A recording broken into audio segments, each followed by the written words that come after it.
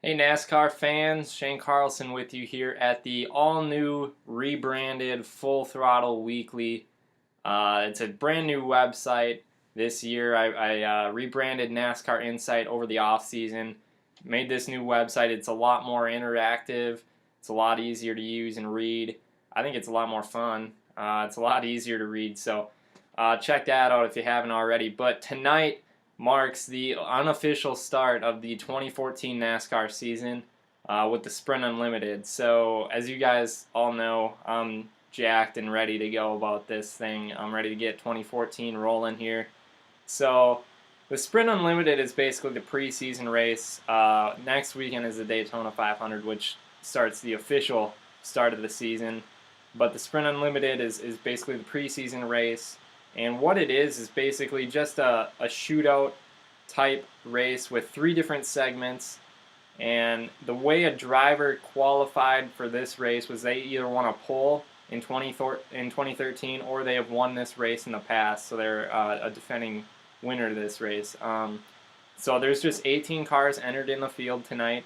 And that's different because in a normal points paying race, you'll see 43 cars in the Sprint Cup races in the weekend. So not as many cars, but that doesn't mean there's not going to be as much action. I can guarantee there's going to be just as much action here tonight. So that's something to look forward to. And there's actually 3 segments or 3 different categories that the fans can vote on for the format of the race tonight. It ends at 5 o'clock Eastern, I believe, tonight. And the first segment here is the number of laps per segment. As I mentioned before, the race is going to be 3 segments. And so fans can vote for either option A, which is 30 laps in the first feature or first segment, 35 in the second, and a 10-lap shootout to end the race. Option B is going to be a 30-lap segment followed by another 30-lap segment and then a 15-lap segment. And option C is going to be a 30-lap segment, a 25-lap segment, and a 20-lap segment at the end. And the second category fans can vote on is the starting order of the race. And option A for that is most career poles. So if a fan was to vote for that, Jeff Gordon would be starting on the pole since he has the most career poles out of any of the eligible drivers in this race tonight. Option B for that would be 2013 standings, so who won the championship last year, which was Jimmy Johnson. So if you're a Jimmy Johnson fan, you could vote for option B there. Or option C is the final practice results for the Sprint Unlimited. And if you're voting for that, you're voting for Denny Hamlin to start first. And then the third and final category to vote on is the final restart order. So this is going to be the start of the third segment of the race. So it's going to be a critical time to get a jump start on getting to the checkered flag here. But option A for that is the fastest lap in the race overall. So you can vote for whoever gets the fastest lap overall. Option B is most laps led in segments 1 and 2. And option C for that is the order after a mandatory pit stop. So if you vote for C, that you're also voting for a mandatory pit stop, which I think is a cool feature because that gets the crew involved also, and it puts more of a team element into it.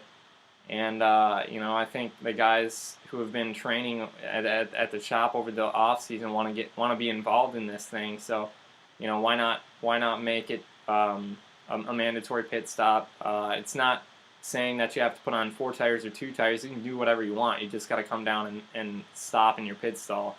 Pretty much is what it's saying. But those are the 3 elements that fans can vote on for tonight's race.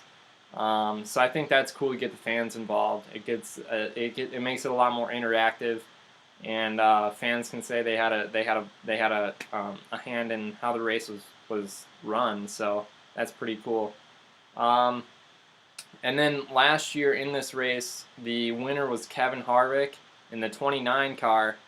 But this year, we got a bunch of new faces in new places. And just to name the 3 new drivers in new rides this year in this race tonight are the 4 car of Kevin Harvick. Now, last year he was in the 29 car for Richard Childress Racing in a Chevrolet. And this year he's in another Chevrolet for Stewart-Haas Racing in the number 4 car. And Ryan Newman is going to be in the 31 Chevrolet for Richard Childress Racing tonight. Last year he was in the number 39 Chevrolet for Stewart-Haas Racing. So essentially those two guys swapped rides, and a number change in there as well. Coming over to Stewart-Haas Racing from Furniture Row Racing is Kurt Busch, and he will be piloting the number 41 Chevrolet tonight and throughout the rest of the season.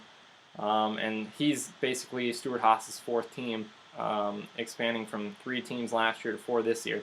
So they're going to be a team to watch. I think they'll be fast. There's no reason to not to believe that. So those are just a couple new number changes, driver changes that you'll want to watch out for tonight and further on in the season. So that's just a few. There's a bunch more that are in the Daytona 500, but I'll preview that later this week when we get ready for the 500. But tonight I'm just going to talk about the Sprint Unlimited.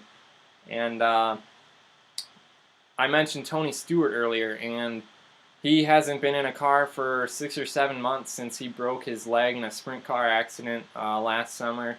But he is back in the saddle again, piloting the number 14 Chevrolet.